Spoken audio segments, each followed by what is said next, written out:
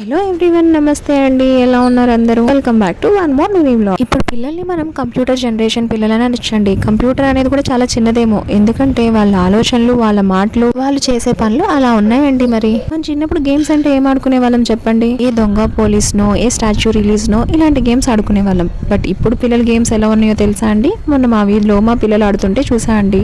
Doctor ఆట ఆడుతున్నారండి. మనము doctor ఆట ఆడాము, కానీ ఎలాగా? ఇంజెక్షన్ ఇవ్వడము, టాబ్లెట్స్ ఇవ్వడము, ఇంతవరకే కదా మనకు తెలుసు. ఈ పిల్లలు ఏం ఆడారో తెలుసా అండి? సిపిఆర్ చేస్తున్నారండి పేషెంట్స్ కి.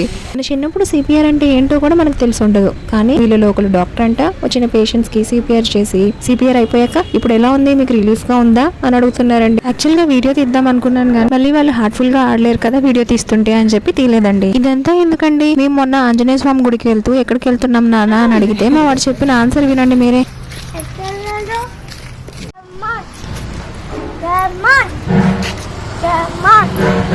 ఎక్కడికి వెళ్తున్నాం కన్యా?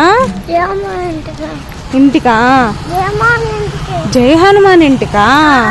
మనం ఉండేది మన ఇల్లు అయితే జై హనుమాన్ ఉండేది జై హనుమాన్ ఇల్లు అంటండి. చూసారా వాళ్ళ థింకింగ్ ఎలా ఉందో? మరి అంతేలేండి. మరి మన టైంలో ల్యాండ్ లైన్, కీప్యాడ్ ఫోన్స్, మరి ఇప్పుడు స్మార్ట్ ఫోన్స్, ట్యాబ్స్, ల్యాప్టాప్స్ దగ్గర నుంచి రోబోస్ వరకు అన్ని ఉన్నాయి.